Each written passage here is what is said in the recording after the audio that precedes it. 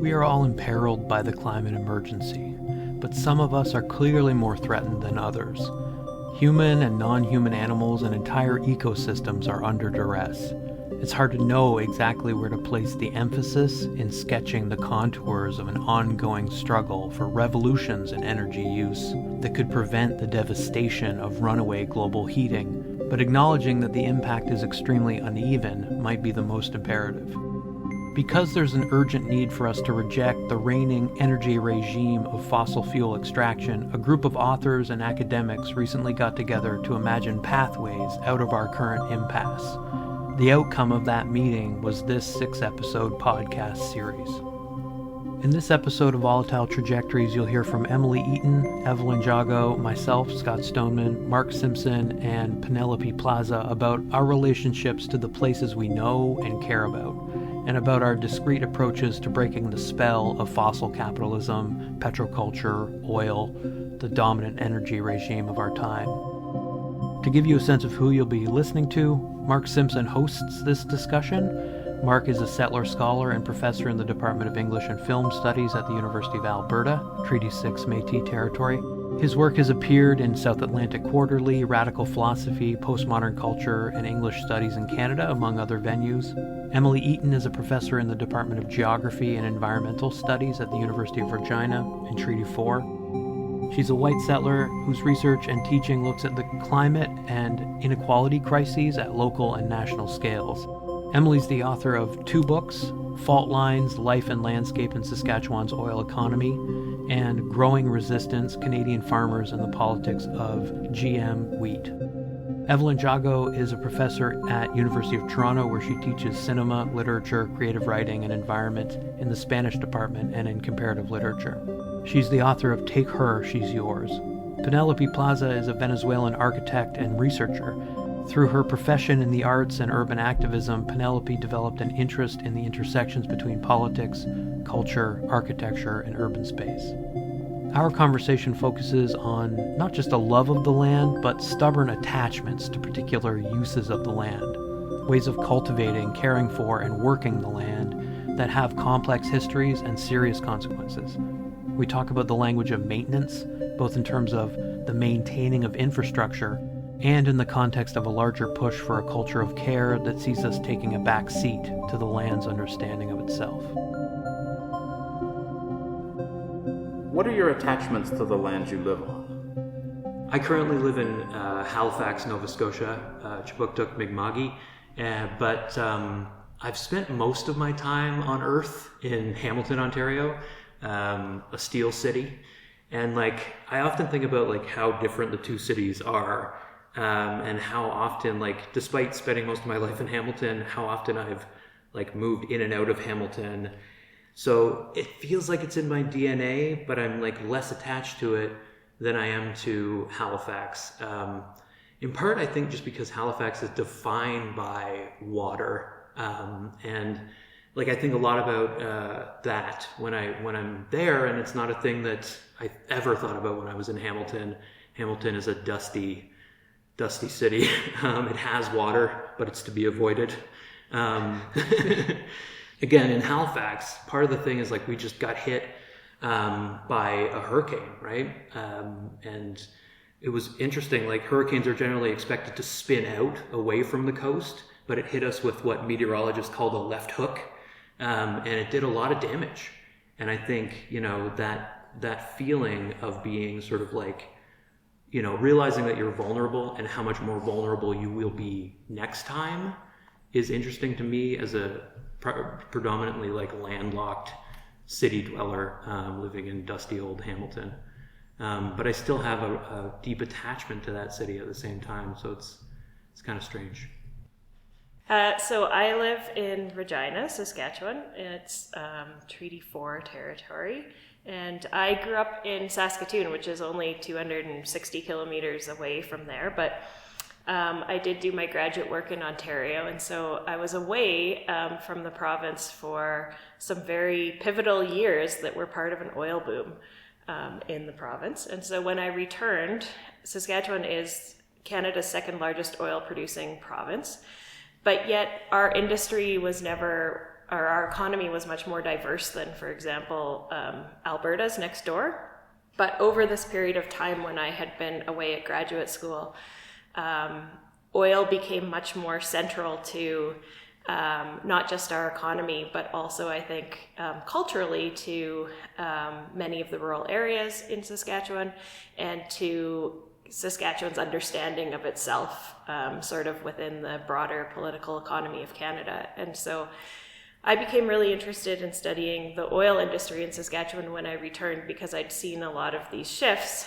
And in the process, another thing I discovered in moving to southern Saskatchewan, where there is more native prairie, which is one of the most endangered ecosystems in the world, was sort of more attachment, I guess, and more understanding of what prairie ecosystems are and were, how the oil industry is affecting those ecosystems, and how those prairies are really essential to some of the inherent and treaty rights that Canada recognized in the treaties, so inherent rights that Canada reaffirmed in the treaties. And so I've been really interested in sort of understanding the erasure of native prairie in Saskatchewan alongside our treaty commitments and inherent rights of Indigenous people, and in relation as well to the oil industry.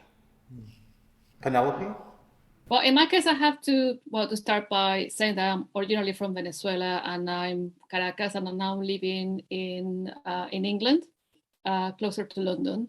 So I should say I've been here for 10 years already. I've been slowly growing into my attachment with the land because of sort of the differences in sort of the weather, the temperatures. So I cannot talk about my attachment to the land without talking about how it affects my body. And it sounds silly, but still getting used to this idea of having seasons after living for 37 years in Venezuela. But the thing that strikes me as the biggest difference is how much more domesticated the land is here in England. Sort of more regulated, manicure in some ways, more cared for, but also managed, enclosed. So it just gives me a sort of a space also as children here, where I found some sort of peace and ways to reflect on my relationship to the land where I come from.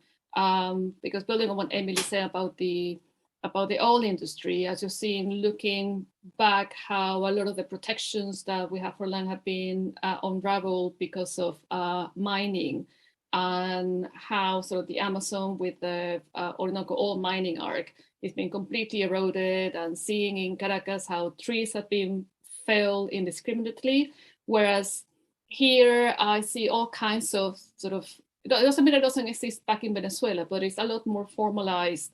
How you protect land, how you sort of organize to value, the fact that it's in the neighborhood, a website where you can pinpoint which tree you want to have protected, just signals to a different way that is in contrast to what we talk about sort of later, a sense of sort of wastefulness and sort of wealth that you also see in London. But also how different it is in terms of access to greenery and land, depending on where you live and what your income is. That is also quite striking, so to speak. So I guess for me, it's still quite a problematic, I wouldn't say problematic, but it's so quite challenging because so also my relationship to this land is framed by my immigrant status. So like, no matter how attached I am actually feeling to, I'm grateful to be welcomed by these, seasons and autumn, and getting to enjoy new fruits and new products. It always you have this on the back of your mind that could be taken away by an act of bureaucracy. So I think there are more than bodily relationship to the land that also are framed, unfortunately, by what kind of sort of legal framework or uncertainty of whether you feel you have the absolute right not to be kicked out of where you're stamping your feet on. Evelyn? Well, I'm fiercely attached to land that I have only recently begun to live on, which is in the Kootenay Mountains in British Columbia, Canada. So thinking about why that attachment is so strong, I think that in part it has to do with fantasy and with affect, and maybe my first and kind of most nostalgic and imbued with dreamy fantasy attachment is my childhood home in Spain, where my family had a farm, and there was like this kind of whole image of bucolic and maybe kind of degraded splendor or something that was so appealing to me as a child, and became more and more problematic as I got older, having to do with like all kinds of Gothic things of family betrayal, but also, you know, just more questioning about fascism and money and inherited wealth, and all of these things that came with this kind of European idyll. So in my rejection of that, I think that there was this gap left in me for a certain kind of landscape and a feel of air on my skin and feel of soil underneath my feet. And somehow this kind of dry, temperate rainforest, in a contradiction of terms, that is the Slocan Valley, where my family is now farming, really resonates for me in that way. So the area is unceded territory of the Sinext people who have been deemed extinct by the Canadian government, and who are fighting to regain their rights. And that's such a complicated question, but the thing that's so interesting about the elder Marilyn James, who has been fighting this fight most strongly for so many years, is how involved in the community she is, and how much we settlers get to converse with her about our position there. And, you know, her main take with us will be, sure, you know, like, we're not going to complain if you give back the land, but if you don't, you just really need to love this land. And so just thinking about that in relation to the kinds of like hard work that it is to try to make a land that has been so ravaged by, you know, decades and kind of seasonal moments of forest fires and heavy logging and clear cutting and pesticide and herbicide use, to try to turn this place into something that is not natural by any means, but that is more integrated with the species that live around it, and that will attract them and make this be a place that more living creatures want to be, because it does have a bit of a dead feeling, and we're working hard to bring more life into this space. And I guess the last thing I would say is that I'm doing this project with my whole family, but mainly with my son. So there's all kinds of questions there about like creating something together that moves towards a future, but that stays away from certain concepts of property and inheritance, while of course replicating them in unavoidable ways as well. I think, I mean, can I just say briefly that I see like all these echoes between what Penelope, you're saying, Evelyn, Emily, like in terms of like a place's understanding of itself. You talked about how Saskatchewan has this understanding of itself. I feel like you're kind of talking about the people there, but then we can also say, because we're human beings and we change the landscape, that like we change the land sort of understanding of itself, but it has its own understanding of itself, right? Like Penelope, you're talking about like how you're now in a very manicured, managed space. You can call that care, but I sense in what you're saying that it doesn't always feel like care. It sometimes feels like control. But now I want to jump in and say, when I was listening to you and I was thinking, in the hurricane and thinking about like being in BC with a heat dome and the wildfire smoke, and even here in Banff there's been wildfire smoke, to think that the land probably is having trouble understanding itself now, right, in response to these changes. Yeah, it changes things when you're attached to an imperiled place. I think that's the thing for me. It's like it's not as easy to just simplistically love the sublime beauty of a place when you see it threatened in that way. There's also, I think, a way in which, Eva-Lynn, you talked about this, romantic notion of love of the land. But I think something that I found a lot in my own work is that there's also a real love of particular land uses that some environmentalists would consider, very destructive. And so I did mention the impact of the oil industry on the native prairie, but the biggest impact on native prairie has been from farming and the clearing of the land associated with settlement, which includes the clearing of Indigenous people from that land as well. But people are really attached in a lot of rural areas, oil-producing areas, to that industry in really interesting ways, and they do understand that industry as like a very land-based industry. They like their jobs because they get to work outside. And so I see some of all of this, like, it's not always a pretty romantic picture in terms of attachments to land, and I think those are some of the things we need to change if we are going to have any kind of transition, energy transition, for example. Yeah, but that's where I would sort of say on this sort of romanticizing of the land, because of course talking about attachment to the land when you've grown up in a city where your access to nature, quote unquote, is going to a park or is having some national parks and not really sort of having a relationship with the land, that if you live in a small town or if you live in an agricultural community, then sometimes that attachment, I find, can be more of the intellectual nature than something to do with identity or how you connect your day-to-day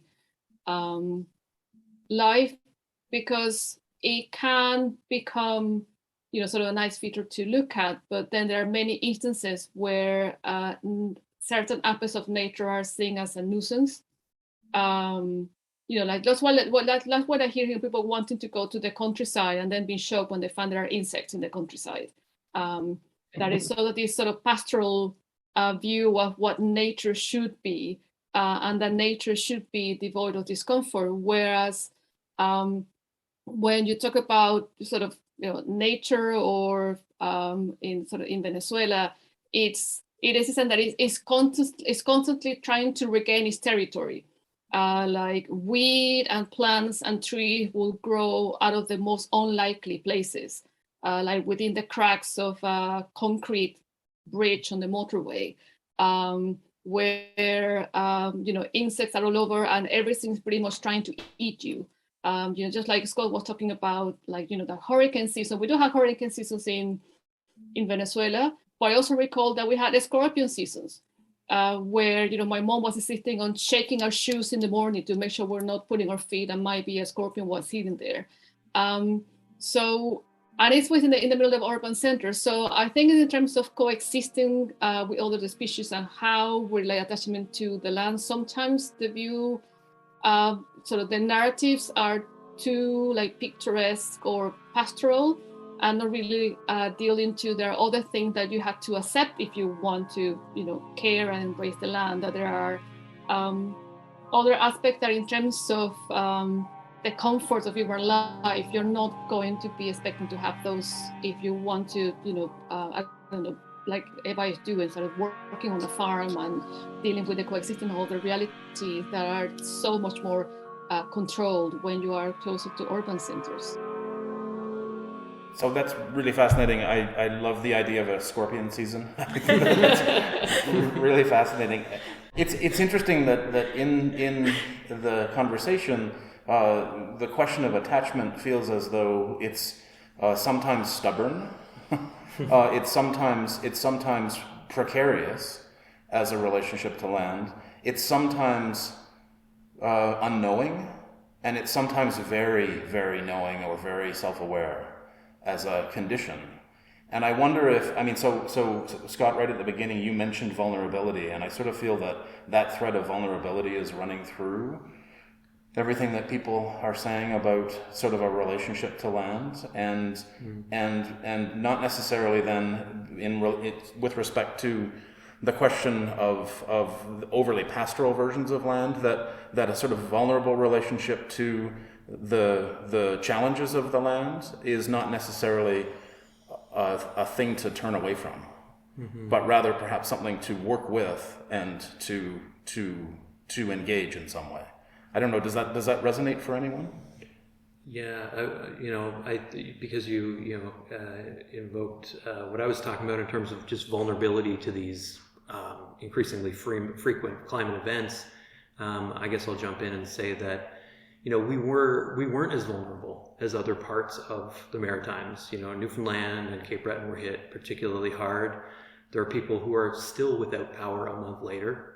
We were without power for 3 days, and that vulnerability is minor, right? I mean, Penelope, I know that you're acutely aware of the kind of banality of infrastructural collapse, the power going out, the water going out.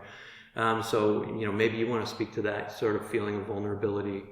Yeah, because one of the things that it's that I'm at odds when I'm here in England is that whenever there is any project that had to do with infrastructure, like when the new route master designed by Hedwig came out, like the new double-decker bus that was all enclosed, that had air conditioning, my default thinking is, what happens when it breaks down? How they plan when things malfunction? Because that is the day-to-day thing, that things will malfunction because they will not be maintained, they won't be sort of not prepared with care, and just having regular blackouts, running out of water, having an extra tank, needing to sort of plan ahead for when infrastructure collapses. It is quite mundane. It is quite banal. Actually, the exception is when everything is working perfectly, because then you start getting anxious. Something has to be really wrong because everything else is going, everything is working. So something is about to fail. And I guess in terms of relationship to the land, there's also, I have to talk about Caracas because it's the one that I know the best, where I think generally in Latin America, where most of the major cities are in earthquake-prone areas, there is an awareness that there is a force that is going to unsettle you at any time.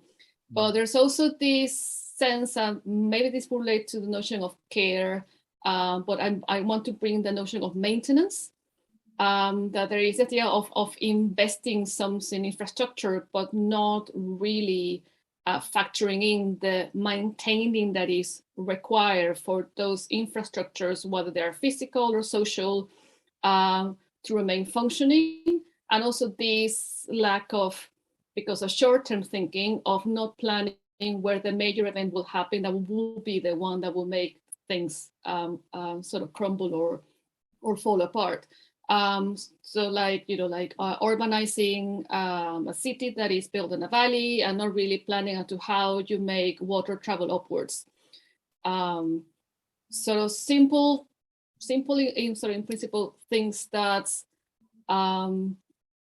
means that sort of planning ahead and investing, and this might sort of steer into talking about corruption and lack of sort of care, which I think might be too big of a topic to address right now, but that is a factor in that. So, and also having large swathes of population that that live in the slums or favelas that don't have, in 21st century, don't have running water, don't have electricity.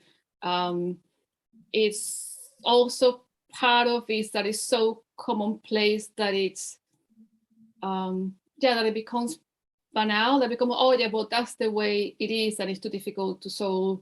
But it's you sort of invisibilize all kinds of initiatives that I know come from architects trying to improve that situation, but the overarching landscape of managing infrastructure, how to ensure that you have a steady stream of running water, electricity, etc., is something that it doesn't happen everywhere else. It's a little difficult to understand how you sort of ingrain it into your everyday life when you have not experienced it. As someone that you turn the flick and of course light comes on, and you turn the tap water, of course water is going to come in. Yeah, so there are different relationships. So I think also when we talk about transitions, there are all kinds of resourcefulness and being used to not having a reliable sort of infrastructure and health infrastructure and care that it's existing on the parts of the world that I think we're talking about earlier about dwelling with discomfort. Like, it's a discomfort that I don't have right now, but I don't see it as a tragedy if I have to negotiate it. I embrace the strength that it gave me, but I don't wish it to anybody else. So that makes sense? Yeah, that makes sense.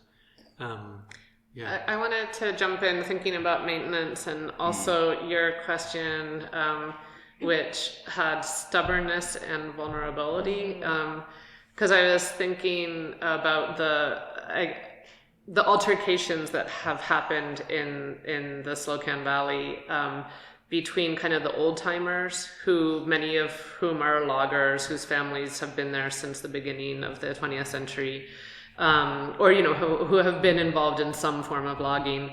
And then I guess particularly in the 70s, it's a big kind of hippie community or dissenter community. And I guess there were fights in the bars every week between the old timers and the what they called the tree huggers, or the people who are like totally against all logging. So when I was talking about this forest feeling dead, it's because a large part of it is, and many of the trees are ailing.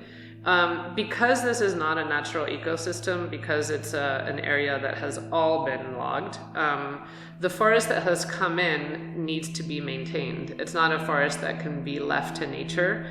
And so that's like the really interesting thing about like all of a sudden being stewards of a land that needs to be selectively logged. I mean, it's the last thing I ever thought I would hear myself say. I thought I was a tree hugger myself.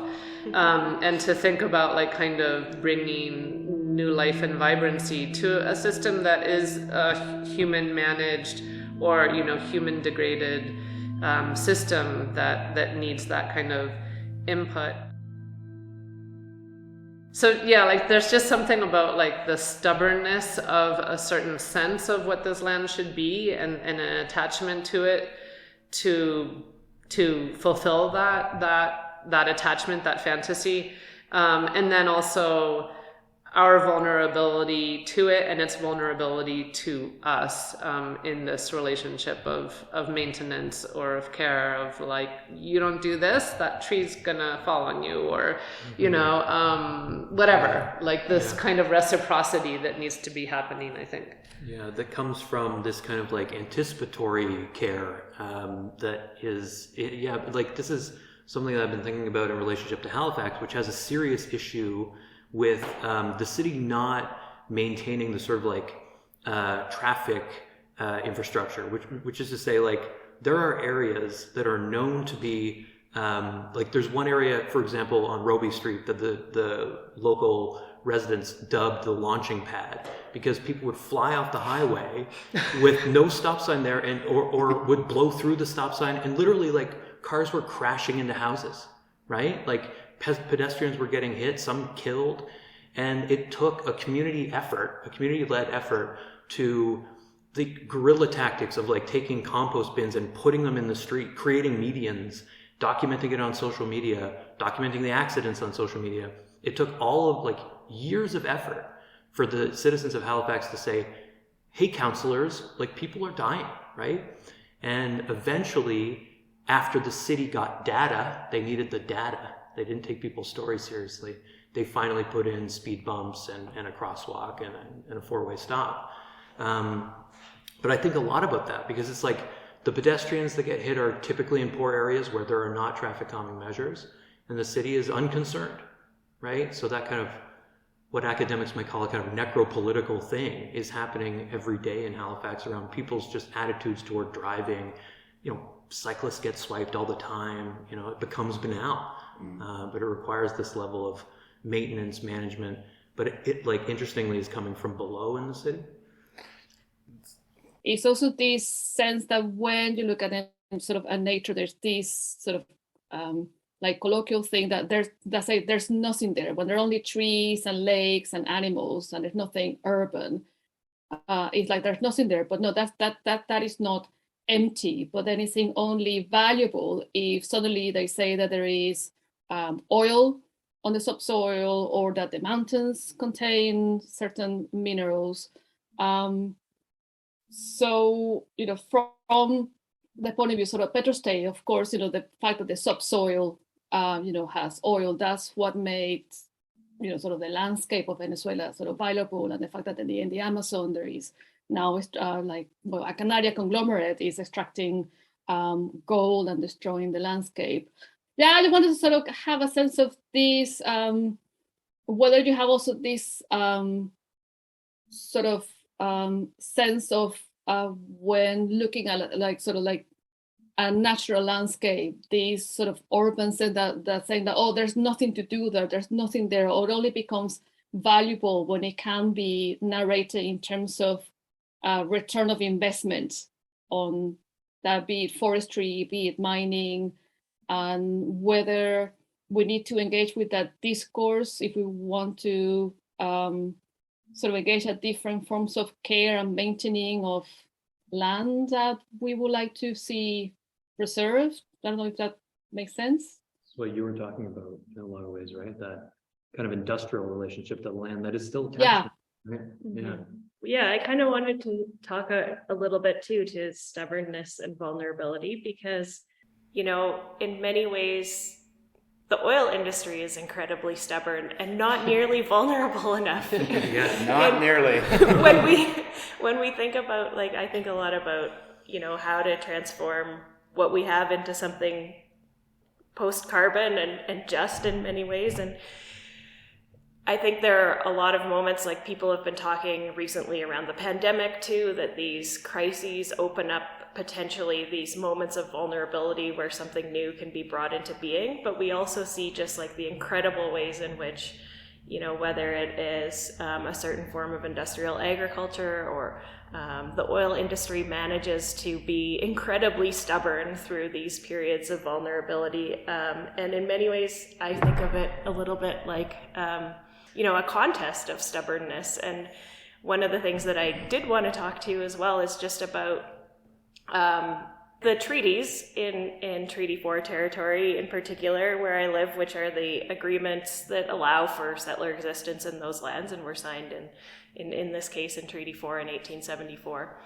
And the sort of steadfastness and stubbornness of the descendants of the original signers of those agreements from indigenous nations about what those agreements mean, and really bringing forward that interpretation and being really stubborn and uncompromising on that over time.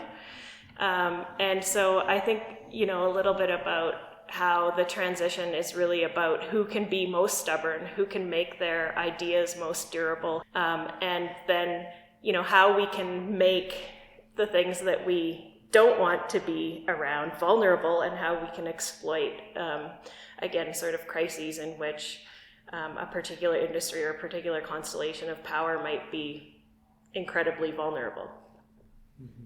So, and in relation to that, I think durability is really interesting with respect to these questions of maintenance and care, and the way in which maintenance is part of the problem, and in some ways what we're also talking about is the lack of foresight, or no interest in foresight. We don't need to anticipate problems. But so the other part of it, I think, is a question about resilience, which is really interesting too. So durability and also resilience in that stubbornness. And I guess I'm sort of thinking back to something that Scott has introduced, but that I sort of wanted to follow up on what you're saying, Emily, around sort of moving beyond sort of entrenched attachments to oil, entrenched petrocultural value. Scott has introduced the idea of community action. Is that a mechanism that would work to do the kinds of things that you're calling for? Are there other things that you think of that are effective mechanisms? Mm-hmm.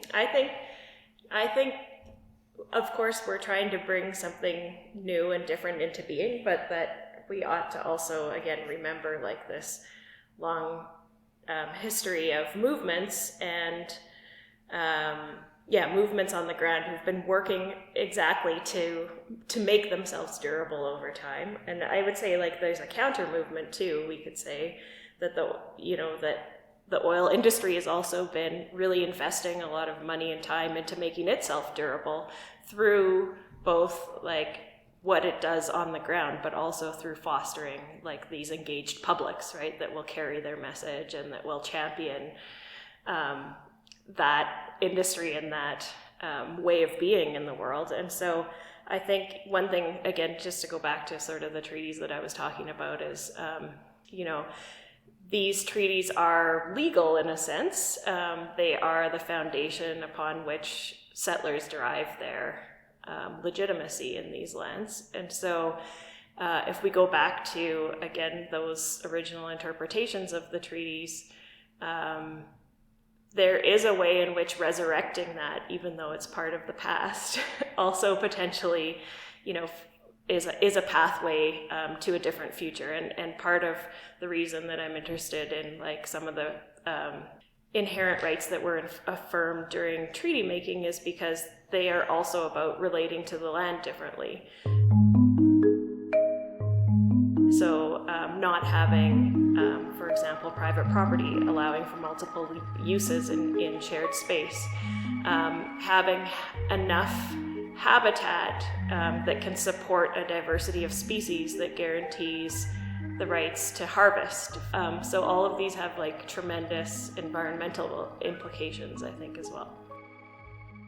I guess in talking about transitions in oil-producing countries where the oil industry is the national industry, and where also national identity is tied to oil, and where most of the essential infrastructure that the country has, and it happens in other countries, has come because of the oil rents. I think it also, for me, has to do, for example, in Venezuela, Fernando Coronel defined the petrostate as the magical state.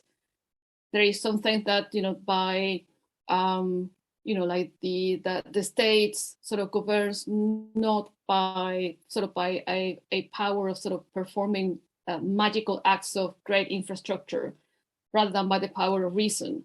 So that there is this sense that you have an elite that is sort of the owner of oil that is conflicted with a magical seed. Where we had Arturo Pietri came up in 1936 with a slogan that has been enduring called "We need to sow the oil," so as to invest in the money that was coming from oil that was seen as an ephemeral wealth into agriculture and a form of the economy. But of course, as we know, oil ended up taking over the whole economy, which then with the Bolivarian Revolution, there was this sense that now they were harvesting the fruits of oil. But I'm bringing this because there are all kinds of different tropes and stories that are also tied into national identity that are much more challenging to entangle. And to my mind is the notion of whether the transition goes if you don't unpack this sense of an extractivist mindset, that, in finding ways out of oil, the Venezuelan state went from the oil industry into mining. And how are you able to imagine yourself as anything other than an oil state, when also if I ask anyone that there are all kinds of benefits that have been gained by being an oil state. So having universities, libraries, museums, highways, schools, airports, and healthcare all has come because it's funded by the state, and be able to have free schools because it's funded by the state, to be able to go to university without paying tuition because it's funded by the state. Of course, all of those things collapse with the collapse in oil prices, and the hope of a better future somehow still seems to be tied with reviving the oil industry and not really going towards renewables, because I think the transition toward renewables, so like solar or wind, also entail different ways of understanding how we build political relationships, because oil also forms how we relate with politics and how the state has access to the wealth of the land without representation coming through coming through by consensus. So yeah, it is quite a complex thing in thinking about sort of how you transition when you have countries like Venezuela and others in the world where they became a nation at the same time that they became an old country. So it's all quite entailed, and political power is also tied to the land because of the resources. So I think there are all kinds of other sort of aspects in how we move towards transitioning towards renewables that have a lot of complexities that I think sometimes are close over in jumping ahead on what the world post-oil would look like, where we really need to grapple in how messy the transition is actually going to be. Right. I mean, yeah, food. We haven't even talked. I mean, we've talked about food, the pleasure of being in a new place and enjoying the food there. But I know that, Eva-Lynn, you think a ton about like the sort of durability of industrial agriculture, but also the vulnerability of industrial agriculture. That's something I hear often referenced as like one of the hardest to decarbonize things. Yeah. It's like, how would you even consider maintaining the scale of the contemporary food system without oil? It's like this. Yeah. I told my graduate seminar this term that if we walked away from the end of the semester being able to answer that aggravating question, who feeds the world? If it's not, industrial ag, then we would have learned something over the semester. But I was thinking about how, I'm an urban dweller I've been an urban dweller for much of my life. So I see that the difficulties of the rural in terms of its total kind of imbrication in petroculture and extractive culture. First of all, you can't get anywhere without driving in a car. But then the whole kind of like homesteader ethos, like the sense that you can provide for yourself and your family by growing your own food. This is like such a kind of anti-collective sentiment, it's such an individualistic kind of prepper almost mentality, that still persists, so like to think that maybe, rural spaces where people are doing kinds of different experiments in permaculture, etc., not necessarily the answer, it's filled with contradictions there as well. And trying to create community in places where people have gone precisely to get away from the man, from the system, from, any kind of interference so that they can do whatever the hell they want. Which might be, homeschool their children and grow vegetables and whatever. But also just like I think, thinking towards the future, I think that these communities are really beginning to think about resilience and futurity in the face of climate catastrophe, in a way that's much more pressing out west than maybe people in southern Ontario who are having less climatic catastrophes. But that people are starting to have to think about what I do on my land is going to directly affect everyone else in the valley. And of course, all the wildlife who needs a larger corridor than, a certain acreage. So I do think that it's happening. I do think like events like, the smoke or the heat dome where people had to gather in community centers to breathe cool, clean air, does awaken a different kind of consciousness. But it's pretty entrenched, the individualism and the sense of like survival, individual survival. Mm-hmm. I'm wondering in relation to this thread of the conversation, which I see, if I were to trace the arc, I would go back to something you said, Penelope, about sort of the magic, the way that petroculture is magic. And that has me sort of wondering if the greatest trick of extractive culture is to successfully seed the narrative of petroleum as magic. Yeah. And then sort of thinking about how the spell of that magic may be starting to dissolve in the face of increasing climate catastrophes, and then wondering how sort of practices of care, but also ways of articulating care, so stories of care, provide some basis for imagining community and community connection otherwise. I don't know if that's something that sort of you think about it when you think about the very sort of practice-based approaches you sort of advocate for these problems. Well, I think, like, I'll say quickly that, like, as a communicator, as a teacher, one of the things that I use as sort of a case study in that question of, like, you know, magic, right? The magic nature of petrochemicals is plastics. Because, like, plastics, we're on the verge of considering banning them, but it's too little too late. I mean, it's not just that we recycle 9% of our plastics, it's that we've only ever recycled 9% of our plastics. So it's just accumulated forever. And it's only now being exposed how crucial the sort of spell of PR around plastics was. Stamping the recyclable logo on your container made consumers comfortable with this magic product that let them carry their salad to work or whatever, right? And then throw it away, assuming that thing is going to be recycled when it never was. Mm-hmm. You know? And I think, like, that is a thing that does prompt a certain kind of awakening in students, but it is an awakening to the kind of rage that comes from having the wool being pulled over your eyes. And I don't know what that feels like necessarily, but I hope it feels empowering. Yeah, and what's interesting about the plastic example feels to me that it's very similar to the big agricultural example, and both of them reverberate with, Penelope, your idea about the tremendous challenge of transition and the messiness of transition. Because plastic is a problem, but plastic is inevitable in our world. What would our world be without the plastics that come from petrochemicals? Right.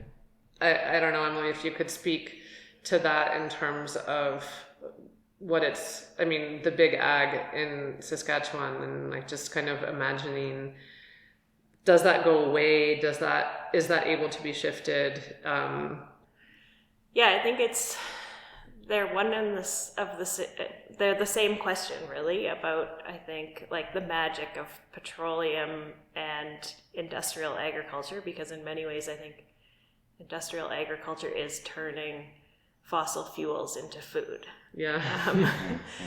And so there's these claims, right? And whether it's even, in some ways, Penelope, when you were talking about how, well, we have museums and we have schools and we have all of this because of fossil fuels.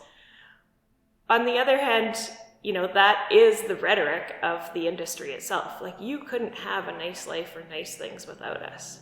We provide this and you want it. And I think, you know, it's the same question for agriculture that people have is, like, can we feed the world otherwise, and what would that look like? And there are powerful forces that want us to think that it's impossible to do it otherwise, right? It's also to do with the cycles of boom and bust in oil prices, where when there is a hike in oil prices, whether because there is a war somewhere or because the OPEC decided to lower production or whatever tactics there are, then it feels like magic, because suddenly you won the lottery. That suddenly there is this big, massive influx of money that comes into the country. And for example, in the 1970s, during the government of Carlos Andrés Pérez, he came up with this national project called the Great Venezuela, where that's when the oil industry was nationalized. And the state-owned oil company was created, PDVSA. But he also was saying that within a few years, we'll become a first world country because we have all this windfall coming. But then there wasn't the foresight that you know, nothing stays, you know, up all the time. Then the oil prices collapse and everything else sort of started deteriorating. But then that creates this sort of magical thinking that all we need to do just to wait for the next boom, and we can sort of reclaim our place, and also I think create sort of cycles of wastefulness, of not needing to maintain things, because once you get the oil windfall, you'll be able to just to buy new things or buy or not maintain infrastructure. So it also disrupts all kinds of relationships that before that would have been a bit more cautious, so to speak. So the magic is not related not just with sort of plastics and how Emily was saying with agriculture, but also how detached day-to-day action is to whether the economy is doing well or not, and how politicians jump on that or not, also to feed that magical thinking. I think that magical thinking is the one that I think is the most challenging to unpick, because there's also a lot of political power and economic power that are ingrained with it. And now we're at a point where the oil industry here in Alberta is, suggesting that decarbonized oil is possible. That the higher the price of oil, the more sophisticated the technology can become to extract it. No matter the cost, we'll just use these magical technologies to rip it out of the ground, or in offshore drilling, or whatever it takes. So I think like the magic nature of technology, carbon capture and storage being this sort of magical way that we can persist with business as usual itself is a troubling thing. But I believe that we can't discount magic as a powerful force. So we can rebut the magic of technology as a solution, but I think that some kind of discourse of magic is not something to be kicked out if we're thinking about some form of transition. Whether it's the magic of growing delicious food, or of living in harmony with different groups of people doing different things on land, or whatever.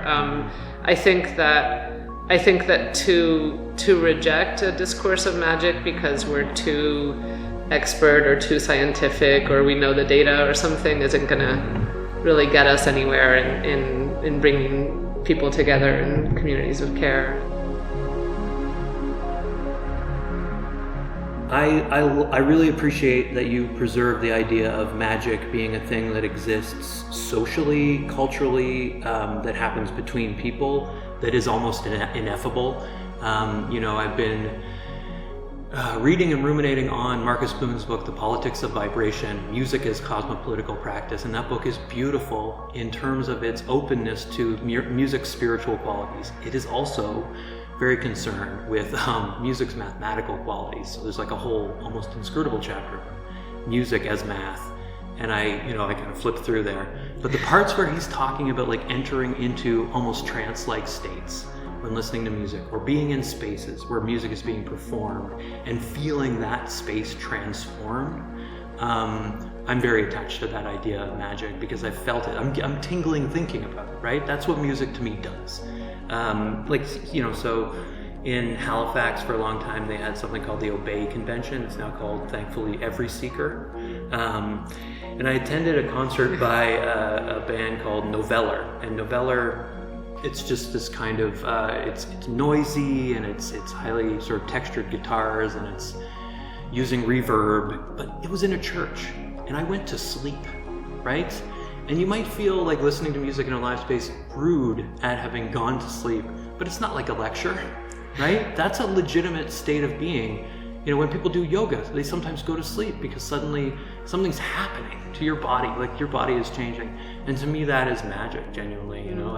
I've been in spaces, like I still remember these spaces where they were like transformed by the passion, the performance, how laden it was with not just the emotion of the performer, because sometimes that can feel cloying and too much, but the collective emotion of people just into it.